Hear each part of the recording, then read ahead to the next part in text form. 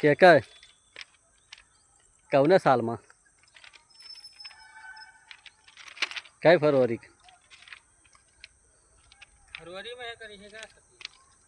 हाँ अच्छा, यही से भगा लिया जाता है। शादी है का? हाँ 24 फरवरी का सदिये है। 24 फरवरी के सदिये और 10 फरवरी तिलक है। तब भैया का था अर्जेंट है, बताओ ना रात ना कभी न सोचा था कि सदिये पटिया न देख पड़ जाए। पार्टी हम तो भैया शादी सोचा था सदिये पार्टी ना देख पड़े।